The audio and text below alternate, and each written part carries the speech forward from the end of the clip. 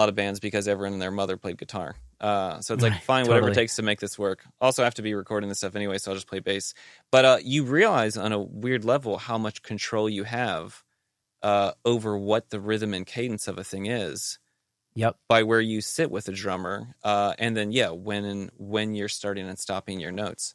Yeah. Speaking of bass players, by the way, I know this is like totally off the question, but Yeah. that the Chicano Batman stuff. Mm-hmm. I love that bass player. I hadn't really delved into them. Yeah. I love the way he like uses the bass in the context of like how the rhythm's happening, and I feel like I don't know, like I haven't related to a bass player like that in a while. Like I feel like I'm very much in that. That's like that's my vibe. You know, It's pretty the sick. Their vibe was tasty as hell, for sure. Yeah. Which always makes it fun. I mean, that's also one of the things. So a good way to make things sound good is have good people playing good music, playing good, good songs. Right. Like the obvious, whatever thing. But honestly, it does. Like, it makes it such a huge thing. And like, a good arrangement is a good mix. And I'm sure this has been said, Right. But it's like, it is. Like, where things are voiced, like, you have, like, even if you think about, and I don't even think of myself as overly technical, but I guess maybe I have you just start to think about these things over time, but it's like, okay, you have low frequencies to high frequencies or whatever else. Right. And then, like, even, that's just from a sonic whatever thing, but also, like, even in your ears, there's just a whole scope of left to right that can happen, how present or far away something is. There are all these scopes of what can happen, and even the way a song exists is like, okay, you can't voice all of the parts in the same frequency range as where a vocal is, or else you're not going to hear the vocal. Unless you want to do that, and then you can do it in a dope way, and then you have these cloudy vocals that was an intentional decision, where it's like, Right. this is an aesthetic you're painting. Having confidence in what people are doing and all that stuff is there, because a lot of times that's just not your role or responsibility. If it is, that's different. In terms of broad strokes and colors, I'm a firm believer, I think just generally in life, that actually I'm not even a believer, it's just what I like. If something's happening, I want it to happen big, and it'll be a thing like even at some point, I think I'd mentioned like I'd kind of taken a break from recording for a while and went into live sound engineering, which I loved because it only happens once, and it always happens once, where sooner or later you'll be done and you can't even think about what you did or didn't do. Right. You can't, you just have this one moment in time. And when you do it well, you get to give a gift to all the people on stage, if you made them feel comfortable and stoked about what they're doing. So they actually get to do what they love in front of people, ideally that they love, ideally for money. Like, it just wins on every level. And then the people that are there are part of this collective, I'm going to say almost spiritual experience in the best of cases, where they get to share in this one moment that never happens again. And it's this like immediate feedback loop that you don't get with recordings. Wow. So for me, it's a thrill doing that, and capturing that. And I'm sorry I'm rambling so much, but getting back to the broad strokes things. Oh, but so even with live stuff ears are way less critical with live sound because there's 20,000 watts behind a system, whatever else, and you have like, just all the different things that make it dope of what your brain does. You can just saturate your whole body with sound when the subs are going and everything else. It's true. Like the separation of the kick and the bass is so much less important in a live setting than it is. It's so much less important, and also it's just fundamentally different. And then it's like, okay, you actually can do way more heavy-handed things in a live situation, and also because there's a visual stimulation that's happening as well. Right. And so I kind of would mix to picture, soft eyes is what's going on visually. And so if someone pops up and is doing a guitar solo or something like that, if they're doing a guitar solo, I want people to know that there's a guitar solo happening. And so it'd be a thing where it's like fader up. Sometimes you'd have two faders up that you could throw up more if you need to.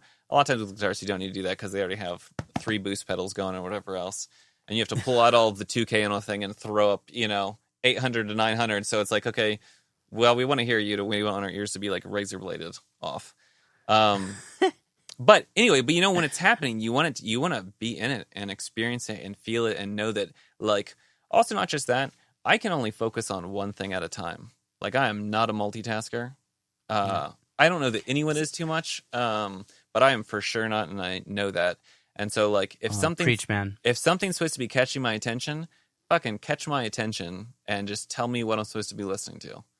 And so I guess that might be, at least that's the thinking behind how I get my process. I think the process of how I do that is, dude, stop and listen, pay attention. I mean, there are so many technical things of how that works where it's just, well, there are lots of things about that. And actually it goes to the when, like with the length of notes, what I was talking about, how the silence is just as important as when the note happens.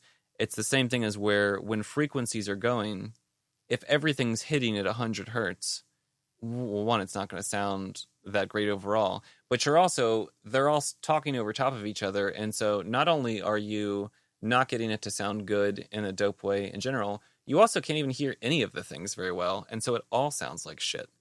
Right. And so there's that thing of like figuring out what stuff belongs where, even on the frequency spectrum.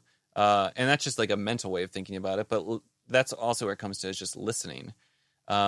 I think so often when we get into working on music, we'll always, and I think computer screens might be part of the lighting for this, but like we'll always listen through and we're always like sitting focused in, like leaning towards the computer. Right. And like focusing on listening. We focus on listening to like, well, what does this thing do, whatever else? And so often you kind of need to sit back and actually just listen. And then you know what to do because you just make it sound like what it should sound like. Does that make sense? Yeah. Wow. Yeah. So it's just like taking a second, actually paying attention and just honing in on the right, like you were talking about the lack of multitasking and stuff. Like like people say, like a lot of people talk about how like when they're mixing, they focus on what's like clearly the most important part of the song, and they just build everything else around that. So it's kind of like, right. Is that kind of your approach? No, I actually start at the very top. I start at the very top of a song. I make sure I have plenty of headroom because I like things to be big. I know that that's what I like generally. Sometimes I don't want that, and sometimes I actually want something to be as monotone and whatever is that as possible. Because once again, if I'm doing it, I do it 100% because that's just, yeah. It's either like full color or black. That's the Barefoot way. I don't even know. Yeah, I guess maybe it is so. So I don't even know what's intrinsically funneled to me, or just because of the environment when I'm around, or whatever else. But I start at the very top, and actually and probably one of the reasons I do this is because I think Eric probably did this. I'm trying to think about the producer I assisted with before, and I can't remember. I think he might have too. But literally, you start at the top of the song, and let's say with a mix, you have all your elements there, whatever else, and so you press play. And in a lot of ways, it's kind of like, and now I'm talking on my ass, and you'll know why in a second, where doing a sculpture, which I've never done ever. Right. Yeah. But like if you want to like do, some crazy like classic sculpture, it came out of a huge block of rock, and then they started chipping away at what they didn't want there. And so basically, yeah, you press spacebar and you listen. And when something bothers you, address it. And then don't listen beyond that, because the rest of it doesn't matter, because your brain ding has already gone off saying, hey, there's something that needs to be addressed. And once you can get through the first part of the song and nothing dings your brain that it needs to be addressed, then you move on to the next section. And you keep going through, and you don't listen to the whole song until you can get through the whole song without any brain alerts. So you don't listen to the whole song until you've polished every section. You like actually go section by section. I listen to the intro, whole verse. So if I get something, I listen to the whole song. Once I have everything set up and I feel comfortable, I have all my technical things set up, the mix the way I wanted it, whatever the things I know I've gone through, ideally had someone else gone through, and done all the labeling and things like that, whatever else, because it takes brain energy. And you don't want to there's just a short window of time where there's only so many fucks you can give about any one thing. And with music, I've just found that functionally it's very small. You get used to it, so your clarity is gone. But yeah, so you'll I feel like totally. So once I feel like I feel like I have like an hour and a half, like 2 hours of like the old Uber focus zone mode. I don't know. Yeah, no, exactly, and that's just the way that's just the reality. At least for me, and so it sounds like it is for you as well. But yeah, so once I feel like all the technical stuff is done, and I'm ready to actually start the mix, I listen through the whole song once, and I listen to the whole song, and then I think about it. Yeah, I think about what's important to the song. What did it make me feel?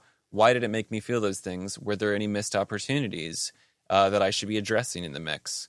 What needs to be happening where to make the narrative arc or whatever so that your bridge is your climax payoff mode, or the opposite, the inverse of that, if it is that type of a pop song, you know. And once I do that and listen to the whole thing, I don't listen to it again until I've printed. I don't check it on my speakers and like go around and check things and like do notes until, and this is more recent actually, I don't do it until I've decided that my mix is done. Once I decide my mix is done and I'm like, okay, I feel like I actually could probably send this off. I feel really fucking stoked about what I've got. And like, damn, I can't believe I did this again. Then at that point, I go check it in my car and on my headphones and on my laptop. And then I realize, oh no, it's not done. I need to address a couple things. But if I start that phase too early and I go into listening mode as a consumer, that's it. Game over. Why you psych? Because you psych yourself out. It's like, shit. Well, I'm not even close. Well, you not just that, but you change the mode. All of a sudden, you went from being a creator to being a listener, and so you're because I want to get into the mode of I want to listen to this as someone that listens to music. Like if I was listening to the song, would it do the thumbs up for me, or would it be thumbs down? And so you only get that really legitimately one time. And so that first time it's what's given to me. And I've never actually even thought it to that degree before or whatever. And also I realize I need to relax because I feel too serious about it. Because this is all just making music after all. Right. But, at the end of the day. But still your philosophy, and that's important. Yeah. But it really is. It's your philosophy for your livelihood and your life, you know what I mean? So I guess actually, there is some serious. It is important. And so yeah, I guess also if when you spend a lot of time, when you spend thousands of hours and however many years on something, you kind of learn yourself. You learn what you want if you pay any type of attention at all, and then ideally how to get there with as little suffering as possible. To just making something that I guess that you're proud of or that you just personally like and enjoy, and then you just hope that someone else somewhere likes the same things you do. Right, and inevitably somebody will probably. I mean, you have really good odds, which is nice, because all you need is 1 in 7 billion, or however many people are there? I don't know. All you need is like 1,000 out of 7 billion. And then you got a career. Dude, one good email makes a. I'm just talking about getting through a normal day, but yeah, that's true from the money side of things. Oh no, well that's a different thing. That's just those are the client needs to be happy. So if they're stoked, I guess there is that side of things. That's an interesting thing from the mix aspect that I think is useful to talk about. One thing's that mixing your own things is one thing, and you can approach that in its own way. Mixing things for other people can be very stressful, and especially if it comes down to the thing of where you hear music a certain way, and other people do not hear music differently, the same thing differently, and also you're providing a service. They're paying you. And so navigating that while also wanting something to be as good as it can be, like we've talked about. So how do you cross that bridge? It's funny you ask. I actually figured this out, or at least a way to compartmentalize this in my brain without making me insane. The first mix I do, when I do something or whatever else, I'm going for Grand Slam home run. I don't stop until I'm done, until I can listen all the way through where there are no restrictions on my brain. I just love what I did and everything I did to either the maximum of my ability, but ideally not that. That thing is just a solid and enjoyable, not necessarily enjoyable listen, but it does the purpose of whatever song it is. It does that job flawlessly to my aesthetic. That bit I treat up to that point as a product. What I'm delivering is my take on what this is within reason. If I've talked about, what type of changes they're comfortable with, if any, like what do they want out of the mix? What did they like about it? What did they not? Just so you give proper respect to things, people that ideally put a lot of care, attention, themselves, and money into. And so once I have information, that first bit of go around is like, I'm going to give you everything I've got and make this as dope as it can be. And I do that once. And so that part of it is a product where I'm trying to deliver a finished good. There is often regularly people that don't hear things exactly the same way, or it's possible you missed something that needed to be addressed and whatever else. There are changes, revisions that need to be made. From that point on, I provide a service because it's not based on whether that's fundamentally good to me because that's not my